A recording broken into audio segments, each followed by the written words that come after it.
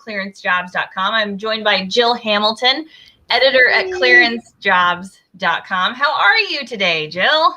I'm doing great. How are you? Happy Monday. Awesome. It is Monday. It feels like a Monday. Every Monday feels like a Monday, this one included. So today we're going to chat about the 2021 Clearance Jobs Compensation Report. Jill Hamilton put together this year's report, got a record more than 45,000 respondents to the report. A lot of data that we are splicing and dicing and disseminating out across the ClearanceJobs.com ecosystem over the next few months. But for now, we have the main report that has already gone out. Major headline for that is resilient and ready. So talking about the clearance jobs workforce, how they're resilient and ready. So tell me a little bit about that tagline, Jill. Like what kind of made you give that the label for all of the content that you found putting together the report? Right. I feel like it resonated with how the defense industry responded, or the cleared industry responded to a really hard year. I think for a lot of people, it was personally hard.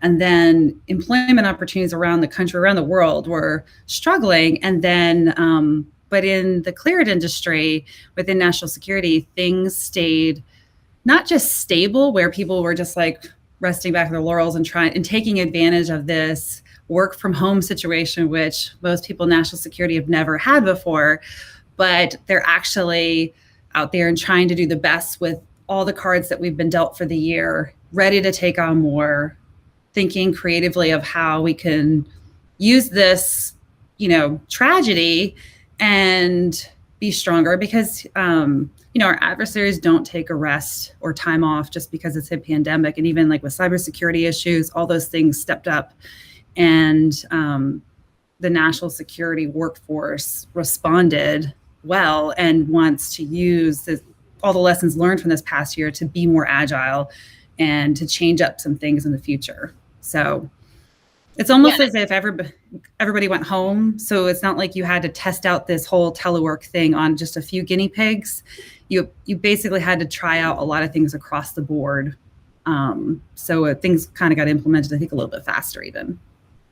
Yeah, and NCSC and ODNI said the same things you said, that we saw the risks actually escalated with COVID. So it wasn't like national security workers could take take a break. I mean, missions still had to get accomplished. That wasn't an option to keep the national security workforce engaged. And it was just about finding innovative ways to do it and to keep folks in action. So if you have questions about clearance compensation, we're going to be talking about some of the highlights of the report. Definitely send us a message, drop a comment. We would love to engage with you here. So if you have any questions about clearance compensation, the report broke down by clearance level, broke down by generational factors, education, career level, industry. It was a meaty report with a lot of information. And what the key takeaway was that we saw that there was a 2% increase in overall compensation, which may not seem like a high increase, but I feel like in a pandemic year, any increase was a positive sign. So kind of what were some of the key takeaways as far as health of the industry, or what kind of what you thought about that 2% increase? I think one of the biggest things is that, sometimes what we struggle with in the cleared industry is competing with commercial industry, especially in the IT jobs, and any job that you can maybe make more money somewhere else, or that seems to be a driver. But 66% cleared employees have zero plans to leave the cleared industry, which is a 9% jump from the last time we surveyed respondents. And so to me, that shows like they appreciate the stability that the working for the defense industry and intelligence community has provided. Like the work is steady and there's a desire to stay in it and keep going. So like that was a big standout. That's a large jump in that. So even though the compensation might not be, climbing like 10% leap, but it's still climbing in a year that there was, a global pandemic happening. So yeah, and I think pay freezes, salary comp freezes, comp reductions were pretty common across the commercial sector. So I think to show any increase is kind of a sign of a strong industry. And again, just being able to fight against layoffs and not encounter that, just job stability, career stability. And I thought that you cited that more folks likely to stay in the clearance industry, not to leave the national security workforce. But we also saw, like, I think it was a 2% uptick. 85% of folks said they were at least somewhat likely to make a job change in the next year, which that also points to kind of the ready factor, or folks are not shying away. Because you see that during a recession. I think we saw at the beginning, the first 6 months for sure, we heard anecdotally from recruiters, hey, it's really hard to get candidates to make a move. They don't know what to expect. They don't want to disappoint their current employer because, maybe their employer has kept them, continue to pay them even if they've been benched as a contractor. But the tide is shifting. I think folks are open to opportunities within the cleared workforce in the next year. Right.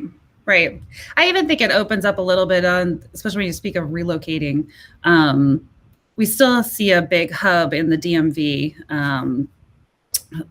So it was like, was it 42%, I think, for the DMV. And there's a lot of different hubs all over the country, but that place still has a lot. But as people in this past year thought, I think I'd like a little more country or a different pace of living.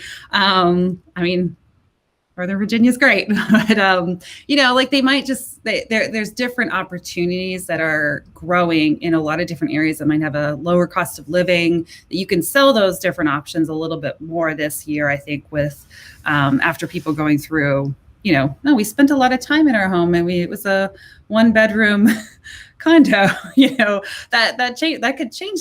That could feel different in a different place around the country. So a lot of those factors, I think, you could see springing up in the months ahead. So then that's a great point too. That the 2021 compensation report did not show fewer. It actually saw an increase in respondents in the DC metro area. That will be an interesting statistics to compare to what we get in the 2022 report. Where we've seen this uptick in folks who say they're willing to make a move, but they still want to stay in the national security workforce. So this is where we kind of have a chance for the intelligence community, policy, workforce folks to say, hey, are we going to create more geographically diverse opportunities? And will we see those folks who are willing to make a career change take advantage of that in the next year? What we saw so far is people not necessarily making a change, staying in the DC metro, but that's not necessarily, doesn't mean that it won't change in the next survey. I think it will. I think the big impact on the DMV will be whether or not they allow telecommuting or hybrid remote options, because you get a lot of people who live farther out, and it's been nice. I mean, traffic has been great. And anytime, like last week, there was rain.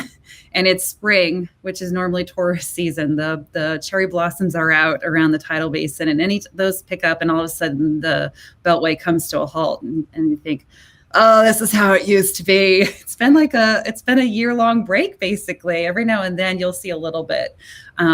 So I think if they allow, if some hybrid options get to be allowed, maybe even not full-time remote work, but you break apart your week as to what you could work on that's unclassified versus classified, and manage your schedule with that. That could keep people a little bit more still in the DMV, like willing to move farther out.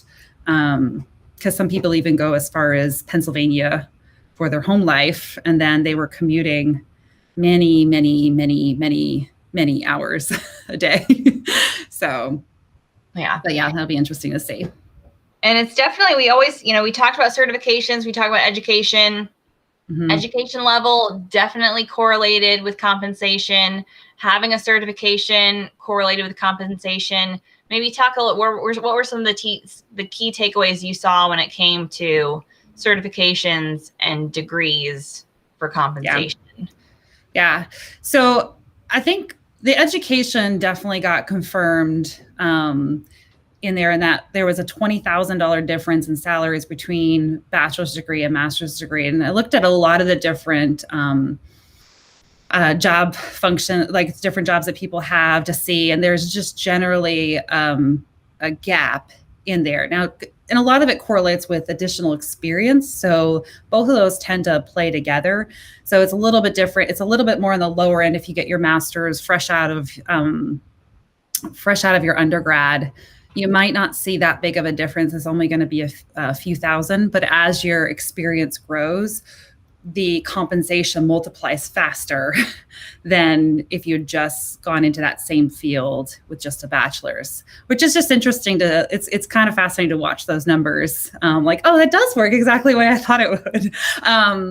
But even for those that might think, master's is going to be a lot of years, or just with my work-life balance dynamic, I can't, commit to a master's, even just adding in a certification. So we looked at, especially in the IT and engineering fields, what would being a triple threat being that you had at least the 10 years of experience, you have at least one certification, and you have a master's degree. And there's a marked difference between if you just have experience, 10 years experience, it's average compensation was $118,746.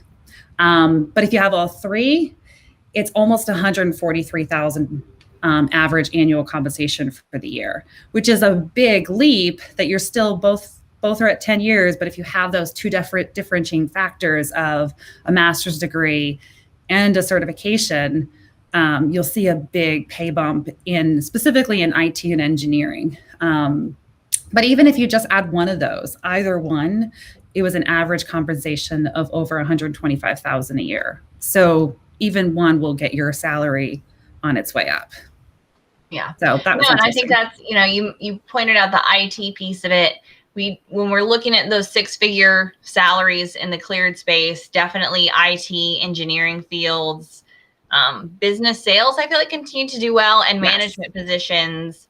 So it just showed those are traditionally kind of the higher pay level positions that we see, but there are a few fields where the compensation really dominates and highly increases if you're in a few certain career field areas. Yeah. And I think sales was pretty stable in the defense industry this year too, where it might not have felt as stable in other industries that kind of took a nosedive, but here sales saw an increase in compensation. So, yeah. And that really ties to the CARES Act. I mean, folks, they made sure that contracts could still, folks could still work, folks could still be paid, contractors could still be paid. So that was really kind of changing those contract requirements. Yeah. And that ties into the compensation. It makes sense that folks that have higher degrees, certifications, especially within IT, maybe are paid more within the government contracting, government space, because the way those billets are assigned, a contractor can usually pay more for a person that has those skills or experience. Like a lot of the contracts require certain skills and experiences as a part of the position. So if you have those things and bring those things to the table, you can get more compensation because your employer can also get more compensation for having you on board. Yeah, and this is Libby Kaiser with Jill Hamilton, where we are talking about the 2021 ClearanceJobs compensation report. More than 45,000 people responded. We are slicing and dicing out the data, and we have a ton of information about clearance compensation. So visit our site to get your own copy of the report. We are sharing the highlights here. If you have questions, give us a comment, shoot us a comment. We would love to try to provide the answer to those. Again, what you see, experience pays, certain career fields certainly pay more. Also talk a little bit about clearance level, DoD versus TS versus intelligence community. We always tend to find the intelligence community pays a premium. Can you kind of speak a little bit to that which career levels are paying out the most compensation? Right. So, I mean, with the DoD secret, top secret, those were the majority of our respondents did have those clearance levels. And then you're right, the intelligence fields did the amount, average total compensation was around $129,000 per year. So that is higher than what DoD pays, even though the number of respondents for that were less. And also, like you were mentioning, we do get more contractors, that make up the respondents field, with majority of them being in there. And then, all the different agencies were represented. We asked whether or not people are veterans, and checked out which agency or which military service was represented, had the highest number being represented there. So all those stats and what their compensation as veterans look like, as well as in the report. And we had Space Force respondents, right, Jill? We did. Teeny tiny, but they were there. They were represented. So it was great. Yeah. Which I was shocked. I felt like which the report went out, the survey went out, right, kind of when Space Force was being launched, but it just goes to show, like, folks were already kind of being assigned those positions. Right. And I even saw, I know 53% of the respondents were veterans. I think I'm remembering that right. And what you saw from that is, like, already a few folks had transitioned out even of the Space Force, which was kind of surprising. Right. So they literally just wanted that Space Force patch. And then they're like, can't blame them, maybe. I'm retired. I'm done. But that was worth noting. I always find that interesting because we found the veteran population a slightly lower overall compensation, but that also correlated to the fact that veterans were more likely to work in secondary cleared markets, maybe Ohio, they might be in Indiana, even Florida. So the DC metro area has the significantly higher percentage of respondents, significantly higher compensation, but not everybody wants to live in the DC metro. So because veterans are statistically higher percentages in some of those secondary cleared markets, also made a good point for recruiters who are trying to hire in secondary markets. Veterans might be a key demographic because some of them love the DC metro, and some of them are like, never again. They're like, I did my Pentagon tour, peace out. Yeah.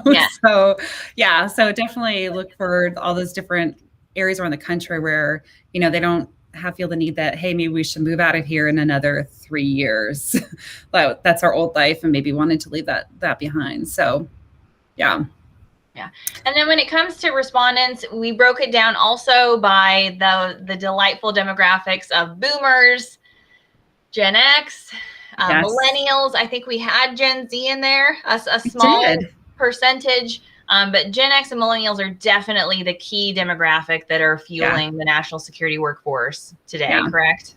That is correct. In fact, they are equally represented, which I found really interesting, that they're the same percentage each. I think it's 38% each. So those two generations dominate the cleared industry. That is interesting. I didn't realize they were the same. See, Gen X, people love you still. Everybody forgets Gen X. All my favorite people are in Gen X. Not all of them, but I love a lot of people in Gen X. Gen X is like the forgotten generation. Nobody knows that you're out there. You fly under the radar. Yeah. Gen X. Yeah. So we'll let everybody, the millennial boomer controversy, they can duke it out. Well, we'll just head down, keep going to work. You're taking the higher ground. But no, it's worth seeing. Yeah. And now I think we've invested so much thought into, like, the millennial generation, and they're no longer that emerging new to government generation. They are pretty much, like I say, equally invested.